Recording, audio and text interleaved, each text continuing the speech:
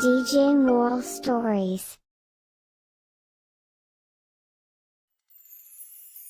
आज से 1000 साल कब्ल की बात है। रूपनगर बेहद खुशहाल शहर था। वहाँ सभी लोग आपसदारी से प्यार मोहब्बत से रहते थे। बारिश वक्त पर होती थी। किसान के खेतों में भरपूर पैदावार होती थी। रोग बीमारी आती तो फौरन चली भी जाती। रूपनगर के इस खुशहाली के पीछे का राज था शहर में दुर्गा माँ का मंदिर, जहाँ पर दुर्गा माता की शानदार मूर्त थी, जिसकी वजह से माँ का करम उस शहर पर था। शहर के बाशिंदों, नवरात्रि आने वाली है और इस मर्तबा भी हम माँ की पूजा पूरी शान और शौकत से करेंगे। और जैसा कि अभी तक का रिवाज चला आ रहा है, माँ की इस मूर्त में एक मर्तबा फिर से प्राण प्रतिष्ठा की जाएगी। उसके बाद हर घर से दूध और घी का भोग माँ को लगाया जाएगा। माँ को नए कपड़े पुजारी जी के जरिए पहनाए जाएंगे और उस रात गांव में कोई भी नहीं सोएगा। जी मुखिया जी, हम रिवाजों का बखूबी तामील करेंगे। नवरात्रि से ठीक 5 रोज कब्ल की बात है। आधी रात का वक्त था। तभी गांव का रहने वाला सबसे ज़ईफ शख्स गोपालन अपने हाथों से ढोल पीटता हुआ और चीखता हुआ अपने घर से बाहर आया। गाँव वालों, बाहर आओ, जल्दी बाहर आओ, बहुत बड़ी मुसीबत आई है, अरे बाहर आओ। गोपालन की आवाज सुनकर सभी लोग अपने घर से बाहर आए। उसके बाद गोपालन ने लोगों से जो कहा, उसे सुनकर सभी हैरान रह गए। ये आप क्या फरमा रहे हैं चाचा? ये कैसे मुमकिन है? मैंने तो ख्वाब में जो देखा वही बयां कर रहा हूँ। ख्वाब? लेकिन ऐसे ख्वाब के क्या मायने हैं? यही सोच कर तो मेरा जिस्म कांपा जा रहा है।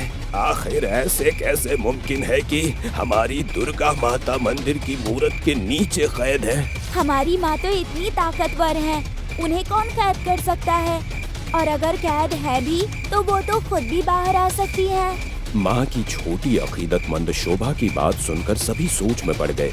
लेकिन गोपालन ने कहा, वही तो मैं कह रहा हूँ कि माँ तो खुद बाहर आ सकती हैं, लेकिन उन्होंने ख्वाब में कहा है कि उनका अकीदतमंदों के जरिए ही बाहर आना मुमकिन है। शहर के बाशिंदों के ज़हन में अब सवाल तो कई थे, लेकिन बुजुर्ग गोपालन के ख्वाब की बात से इनकार तो नहीं किया जा सकता था। इसलिए सभी लोगों ने मंदिर की मूर्त को हटाकर वहाँ पर खुदाई शुरू की। पूरे 3 घंटों की खुदाई के बाद लोगों ने जो देखा, उसे देखकर सभी की आंखें हैरत से फटी रह गईं। देखो, मैंने कहा था हमारी माता है यहाँ पर। अरे भाई, निकालो निकालो माँ को। सभी लोगों ने देखा कि दुर्गा माँ जिंदा शक्ल में वहाँ थी। उनके 10 हाथ थे जिनमें हथियार थे। उनके चेहरे पर मुस्कान थी। लोगों ने माता को पालकी पर बिठाया और बाहर निकालने लगे और जोर जोर से माता का जयकारा लगाने लगे। जोर से बोलो जय माता की, सारे बोलो जय माता की। नवरात्रि से कब्ल होने वाली इस अजीब वाक़ये ने अकीदा का एक अलग ही माहौल पैदा कर दिया था। कल तक माता रानी जो मूर्त की शक्ल में मंदिर में थीं, वो आज खुद लोगों से रूबरू थीं। सभी लोग अब माता के जिंदा शक्ल की पूजा करने लगे, क्योंकि माता ने खुद ही कहा था कि मेरे बच्चों, तुम लोगों की अकीदत ही मुझे यहाँ खींच लाई है। अब मैं तुम लोगों के दरमियान ही रहना चाहती हूँ, और जब मैं खुद तुम्हारे रूबरू हूँ तो फिर मेरी इस मूर्त की कोई जरूरत नहीं है। इसका विसर्जन कर दिया जाए। माता के हुक्म पर लोगों ने सैकड़ों साल पुरानी उस मूर्ति का नवरात्रि के रोज विसर्जन कर दिया। मंदिर में पूजा तो अब भी होती थी, लेकिन माँ के जिंदा शक्ल की। लेकिन कुछ रोज के बाद ही उस शहर में अजीब सी तब्दीलियां आने लगी। लोगों के घर चोरियां होने लगी। जहाँ चारों सिमत सुकून रहता था, वहाँ झगड़े फसाद होने लगे।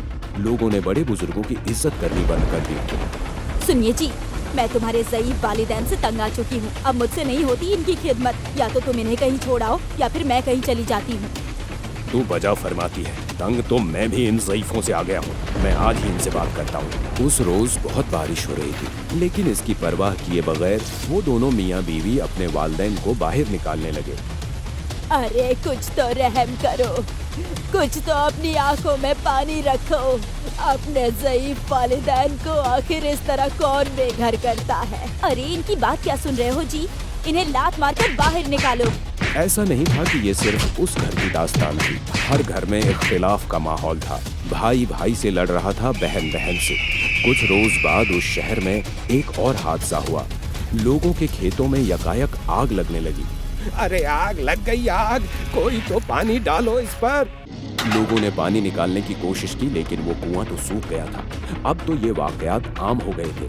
कभी किसी के कुएं का पानी सूख जाता तो कभी खेत में आग लग जाती, लेकिन बदकिस्मती का सिलसिला रुका नहीं और लोगों की यकायक मौतें भी होने लगी। अरे ये क्या हो गया? क्या हो गया ये? मेरे बेटे को ये क्या हो गया? किसकी नजर लग गई इसे? अरे तू माँ से जुदा होकर क्यों चला गया? अब किसके आसरे रहूंगी मैं? किसके? अरे उठना, उठ जाना मेरे बेटे, उठ। अच्छा खासा हंसता खेलता शहर अब मुर्दों के शहर में तब्दील हो रहा था। किसी को समझ में नहीं आ रहा था कि ये क्या हो रहा है। जो शहर इतना खुशहाल था, वहाँ ऐसा क्या हो गया कि सब कुछ खत्म होने लगा। जबकि अब तो माँ दुर्गा खुद उस शहर के मंदिर में रहती थी। माता की छोटी सी अकीदतमंद शोभा की ज़हन में भी ये बात बार बार आती थी, लेकिन वो माँ को याद करती रही। लेकिन एक रोज जब उसके वालिद भी गुजर गए तो बाबा, बाबा, उठो बाबा, मेरे साथ खेलो ना, उठो ना। शोभा की वालिदा का भी रो रो कर बुरा हाल था, लेकिन सबसे बुरा तो उनके साथ ये हुआ कि इस मुसीबत के वक्त उन लोगों का साथ देने वाला कोई नहीं आया, ना तो पड़ोसी ना रिश्तेदार। उन दोनों ने ही किसी तरह शोभा के वालिद की बेजान जिस्म को कंधे पर उठाया और उसे शमशान घाट ले गए। वहाँ से लौटते वक्त रात हो गई। अम्मी, हम लोग तो दुर्गा माँ को बहुत मानते हैं, उनकी इतनी पूजा करते हैं। अब वो खुद हमारे शहर में मौजूद है, तो फिर ऐसी बदनसीबी चारों सिमत क्यों छा गई है अम्मी? शोभा, यही सवाल तो मेरे जहन में भी है। चलो आज चलकर सीधे माँ से ही ये सवाल करते हैं। वो रात में ही माता के मंदिर गईं, जबकि इन दिनों माता के हुक्म के मुताबिक कोई भी रात को मंदिर नहीं जा सकता था, क्योंकि जो भी ऐसा करता वो माता के गुस्से का शिकार होता। लेकिन उन्होंने इस बात की जरा भी परवाह नहीं की। लेकिन जब वो मंदिर पहुंची तो वहाँ का नजारा देखकर खौफजदा हो कांपने लगी। वहाँ माता तो थी ही नहीं, वहाँ एक खौफनाक चुड़ैल थी। उसके 10 हाथ और 5 सिर थे। उसका पूरा जिस्म खौफनाक सियाह रंग का था। अम्मी, ये कौन है? हमारी माता कहाँ गई? वो ये कह ही रही थी कि तभी उस चुड़ैल की नजर उन पर गई। कौन हो तुम लोग और यहाँ किसकी इजाजत से आए हो? पहले आप बताइए, आप कौन हैं और हमारी माता कहाँ है? माता, मैं ही हूँ तुम्हारी माता। करो मेरी इबादत, करो। वो चुड़ैल शैतान थी। वो दुर्गा माँ की दुश्मन थी। लोग दुर्गा माँ की इबादत करते इस बात से उसे बड़ी हसद होती। वो चाहती थी कि वो भगवान बन जाए और लोग उसकी इबादत करें। वो चुड़ैल तंत्र मंत्र की बहुत बड़ी जानकार थी और उससे ही उसने कई मायावी ताकतें हासिल कर ली थी। लोग उस दुर्गा की इबादत करते हैं, मेरी मौजूदगी में किसी और की इबादत, ये मुमकिन नहीं। अब देखो मेरी ताकत। चुड़ैल अपनी ताकत से गोपालन के जिस्म में दाखिल हो गई और फिर उसकी जुबान से झूठ बुलवाया कि माता मंदिर में कैद है। उसने ही जादू किया और माता की मंदिर की मूरत के नीचे दाखिल हो गई। अब लोग मेरी इबादत करेंगे, मेरी। मैं उनकी भगवान होंगी। अब देखना, यहाँ के लोगों से ही यहाँ की मूरत का विसर्जन भी करवाऊंगी।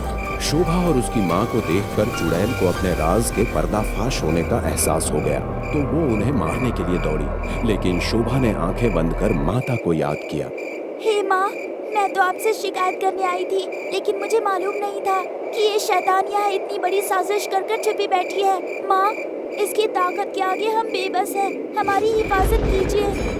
तभी वहाँ जोरों की बिजली कड़की और खुद दुर्गा माता हाजिर हो गई। माँ, दुर्गा माँ आप? अच्छा, तो तू भी आ गई।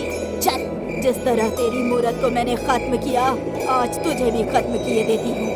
ये कहकर उसने अपनी जादू से एक खंजर पैदा किया और दुर्गा माँ पर हमला किया। लेकिन माता ने अपने त्रिशूल से उस पर हमला किया। एक ही झटके में वो चुड़ैल मौत की आगोश में चली गई। माता रानी की जय, माता रानी की जय। हे माँ, आपने हमारे शहर को अपने करम से क्यों महरूम कर दिया? लौट आओ माँ, फिर से लौट आओ। बेटी, अब मैं फिर से यहीं रहूंगी, कहीं नहीं जाऊंगी। जहाँ तुम्हारे जैसा एक भी अकीदमंद है, मैं वो जगह नहीं छोड़ सकती। ये कहकर माता ने एक मर्तबा शहर की जानिब देखा। उनकी आंखों से एक रोशनी निकली और फिर सारी चीजें सही होने लगीं। कुएं में पानी आ गया, खेतों में फसलें आ गईं, मरे हुए लोग जिंदा हो गए और फिर माता गायब हो गई। शोभा और उसकी वालिदा ने माँ की ये ताकत देखकर जोर से बोलो जय माता की, सारे बोलो जय माता की।